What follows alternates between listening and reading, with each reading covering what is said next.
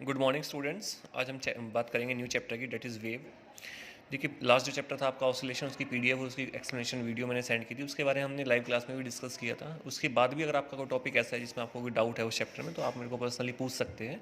ठीक है, चलिए तो वेव स्टार्ट करते हैं। बेटा, वेव क्या होता है? देखो, अगर हम वेव की डेफिनेशन की बात करें, देखो वेव में और रे में फ़र्क है बच्चों। हम लोग मटेरियल वेव्स के बारे में यहाँ पे डिस्कस करेंगे। वेव बेसिकली एक डिस्टर्बेंस आप बोल सकते हो कि किसी भी मीडियम में एक पर्टिकुलर डिस्टर्बेंस होता है जो कि टाइम के साथ क्या है, मीडियम में आगे की ओर ट्रेवल करता है, उसे हम वेव कह सकते हैं।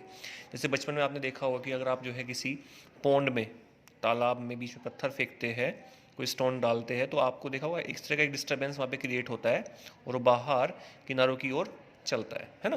तो वो उस समय एक वेव का काम कर रहा है। तो अगर मैं यहाँ पे लिखना चाहूँ इसको, waves are a disturbance, wave are disturbance which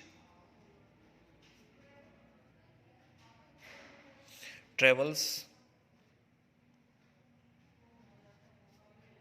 through a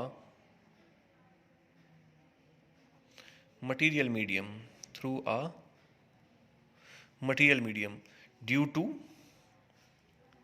due to repeated due to repeated periodic motion of particles, due to repeated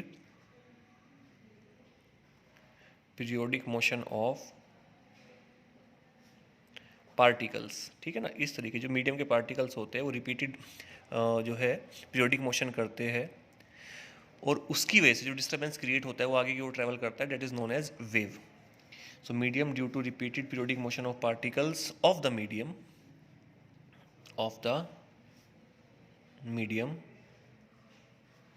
about their mean position, about their mean position। ठीक है ना, इस तरीके से। अच्छा, अगर हम बात करें कि किसी भी वेव की क्या क्या कैरेक्टरिस्टिक्स हो सकती है, क्या क्या उसकी विशेषताएं होती है, क्या क्या उसकी क्वालिटीज़ होती है, तो उनके बारे में डिस्कस कर लेते हैं। Characteristics, characteristics of wave motion, characteristics of wave motion. जैसे सबसे पहले अगर हम बात करें, first point, when a wave travels in through a medium, when a wave travels through a medium, medium में जब भी कोई वेव चलती है तो उसके जो पार्टिकल्स है सिस्टम उस मीडियम के, it's particle exerts simple harmonic motion, its particles exert simple harmonic motion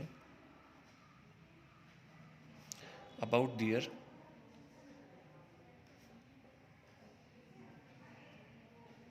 mean position।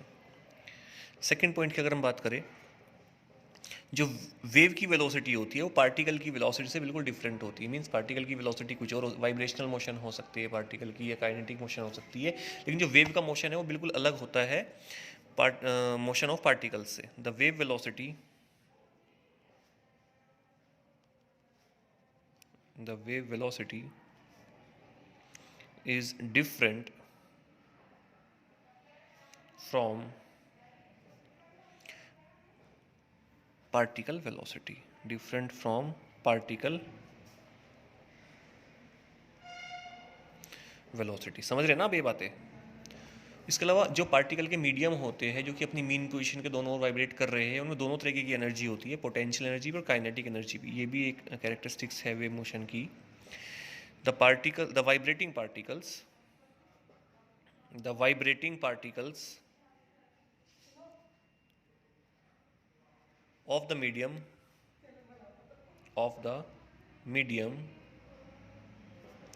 contains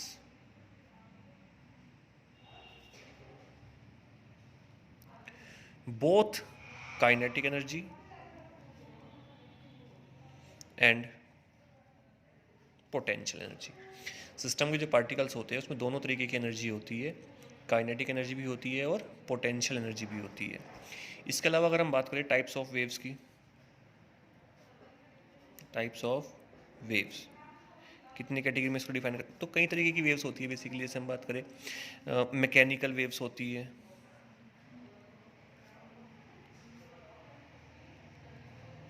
इसके अलावा इलेक्ट्रोमैग्नेटिक वेव्स होती है,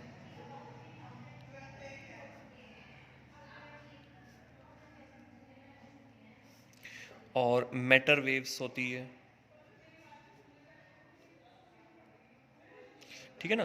there are different types of waves. जैसे अगर हम बात करें कि इन वेव्स को डिटेल में डिस्कस करने की, मैंने आपको पीडीएफ प्रोवाइड की है कि इन वेव्स को कैसे ब्रॉडली डिस्कस करें। जैसे मैकेनिकल वेव्स होती है, उसके एग्जांपल है बहुत सारे, है ना।